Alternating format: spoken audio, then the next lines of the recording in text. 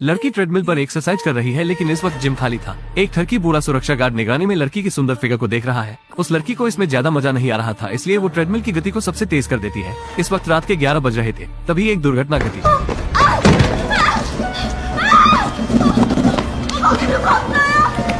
उस लड़की के साथ एक दुर्घटना और वह इस दुनिया को अलविदा कह गई। लेकिन बॉस को इससे ज्यादा फर्क नहीं पड़ा। कुछ ही देर बाद एक आदमी यहाँ आया। वो अपने सामने इतना शानदार जिम देखकर खुश हो जाता है। उसने शाम को बिना किसी हिचकिचाहट के $1000 के VIP कार्ड के लिए अप्लाई कर दिया। वो वहाँ जिम करने से अपने आप को रोक नहीं पा रहा था। वो पहले से ही थोड़ा थक गया था। क्या आप अपने बगल में दौड़ रही महिला को देख सकते हैं?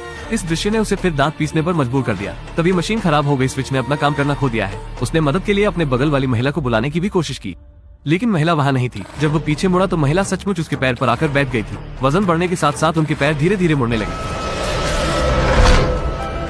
पुरुष अपनी हाथ की ताकत से पैरों को रोकने लगता है। उसके पैरों पर 1 टन से भी ज्यादा वजन का बल लग रहा था, लेकिन हैंडल को अभी भी रीसेट नहीं किया जा सकता है। महिला बस उसे घूर कर देख रही थी।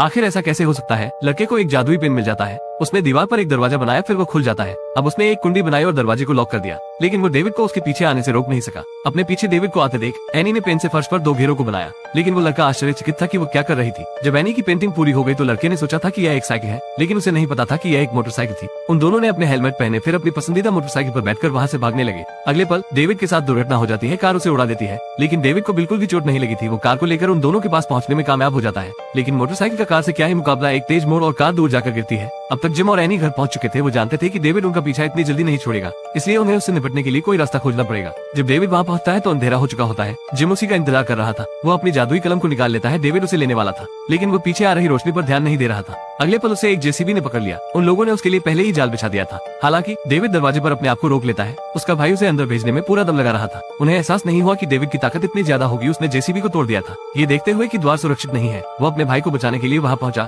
एनी ने देखा कि गेट बर्बाद हो गया है। तब उसने पेन से बॉक्स में एक लाइन खींची, लेकिन जब उसने अपना हाथ अंदर डाला तो एक दुर्घटना घट जाती है।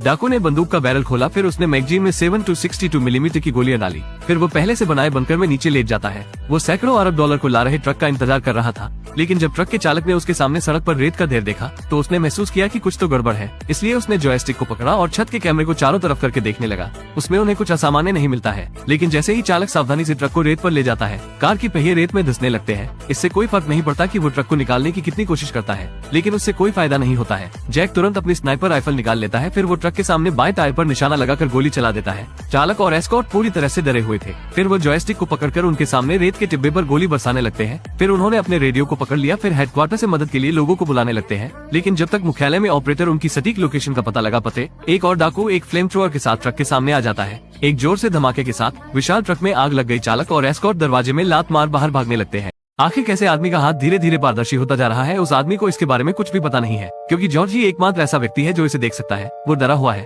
क्योंकि जब इंसान पारदर्शी हो जाता है तो उसकी तुरंत मौत हो जाती है। ट्रेन से उतरते ही जॉर्ज एक अजनबी से टकराकर पलट जाता है। यह वही आदमी था जो मेट्रो में दिखाई दिया था, लेकिन उस आदमी के हाथ और सिर पारदर्शी हो गए थे। उस आदमी का शायद आज रात आखिरी दिन है। जॉर्ज उस आदमी को बचाना चाहता था, इसलिए उसने उसका पीछा किया। लेकिन अजीब बात यह है कि आदमी तुरंत पारदर्शी हो जाता है। वो लगभग अदृश्य था और जॉर्ज घबरा गया, लेकिन अगले ही पल उस आदमी के साथ कुछ घटित होता है। यह सही है, जॉर्ज की आंखें मौत की भविष्यवाणी कर सकती हैं। अगले दिन वो अपना खराब सेल फोन संभलवाने दुकान पर ले गया, लेकिन उसने देखा कि दुकानदार बहुत सुंदर है, तो उसने फोन रख दिया और कहा कि मैं एक नया फोन खरीदना चाहता हूँ। लेकिन तभी जॉर्ज की नजर उस पर पड़ी। महिला के हाथ पारदर्शी होने लगे। ये देखकर घबराया हुआ जॉर्ज जोर जोर से सांस लेते हुए दुकान से बाहर भागा। अपने सामने वाले आदमी के बारे में सोचते हुए जॉर्ज ने इस घटना को होने से रोकने का फैसला किया। फिर उसने फोन स्टोर पर वापस जाने का साहस जुटाया। इसी वक्त लिसा की गर्दन पारदर्शी होने लगी। वो लिसा को देखता रहा और गंभीर होकर बोला, क्या आप काम के बाद मेरे साथ बाहर चल सकते हैं? सौभाग्य से जॉर्ज सुंदर था। लिसा उससे साढ़े 8 कॉफी शॉप में मिलने को तैयार हो गई थी, इसलिए जॉर्ज कैफे में उसका इंतजार कर रहा था। उसने देखा कि लगभग 9 बज चुके थे और लिसा अभी भी नहीं आई थी।